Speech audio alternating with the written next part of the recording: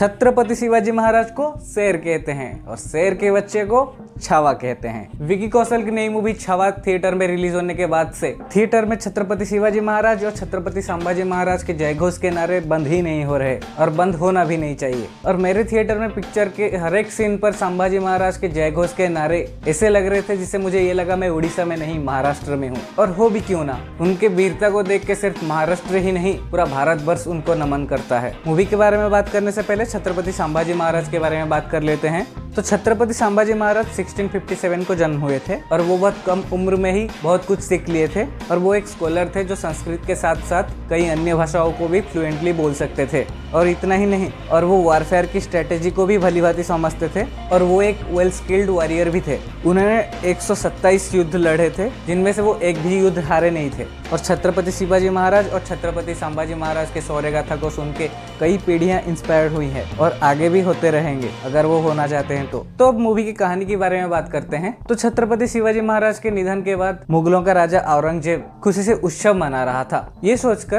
कि अब भारत में मुगलों का राज होगा। तब उसका ये भ्रम तोड़ने छत्रपति संभाजी महाराज सामने आते हैं और वो अपने पिता का स्वराज का स्वप्न को पूरा करने का बेड़ा उठाते हैं। स्वराज जहाँ हर इंसान एक राजा की तरह गर्व से जिए। और छत्रपति संभाजी महाराज अपने 20,000 सेना के साथ कैसे औरंगजेब के 8 लाख सेना को हराते हैं और वो भी मल्टीपल टाइम्स, और कैसे उनके अपनों ने ही उनको धोखे से बंदी बनवा दिया, ये आपको मूवी देखने पर ही पता चलेगा। और मूवी में भर भर के एक्शन सीन्स देखने को मिलता है, जहाँ पे कई जगह पे एक्शन सीन्स थोड़ा रफ फील होता है और कई जगह पे सीन्स को अच्छे से पूल किया है। जैसे एक सीन में संभाजी महाराज अपने मंत्रिमंडल और सेना को स्पीच दे रहे होते हैं और उसी सेम जगह पर कई सारे लोग भरे हुए हैं और केओस मचा हुआ है कि एक चींटी भी जाने के लिए जगह नहीं है। और टू बी ऑनेस्ट, इस मूवी का एक्शन सीन्स को लेके मेरा एक्सपेक्टेशन थोड़ा सा हाई था और यहाँ पे मेकर्स का मजबूरी में समझ सकता हूँ। आप ज्यादा ब्रूटल नहीं जा सकते क्योंकि फिर उसे सेंसर करना पड़ जाएगा, पर आप एक्शंस का कोरियोग्राफी और भी बेहतर कर सकते थे। और विकी कौशल की परफॉर्मेंस बंदा फाड़ देता है, जहाँ पे उनके लिए ये बहुत बड़ा चैलेंज था,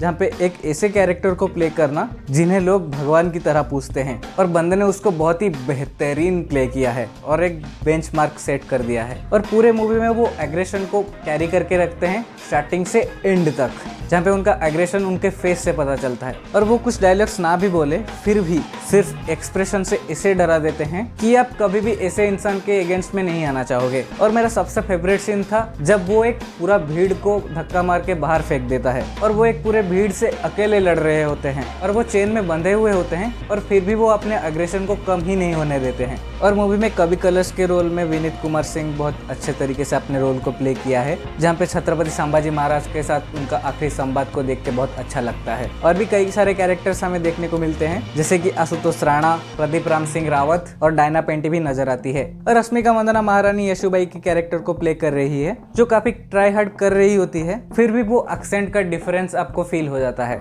और अक्षय खन्ना औरंगजेब के रोल को बहुत ही अच्छे तरीके से प्ले किया है, जिन्हें टीजर में देख के वो एकदम से पहचान में ही नहीं आ रहे थे। उनका भी एक्टिंग बहुत बढ़िया था, बट औरंगजेब जिस टाइप का रूथलेस किंग था वो थोड़ा मिसिंग लगा। बाकी कॉस्ट्यूम डिजाइन और सेट डिजाइन भी बहुत बढ़िया था और रात के सीन्स को भी बहुत बेहतरीन शूट किया गया था, जहाँ पे सब कुछ मसालों के रोशनी में ही रोशन हो रहे थे। ओवरऑल मूवी मुझे बहुत अच्छा लगा, भले ही उसमें कुछ कमियां थे फिर भी मैं उसे इग्नोर कर सकता हूँ छत्रपति संभाजी महाराज के लिए। बाकी विकी कौशल की एक्टिंग आपको कैसा लगा, अपना ओपिनियन कमेंट में शेयर करना और तब तक के लिए देखते रहिए BSR सेज।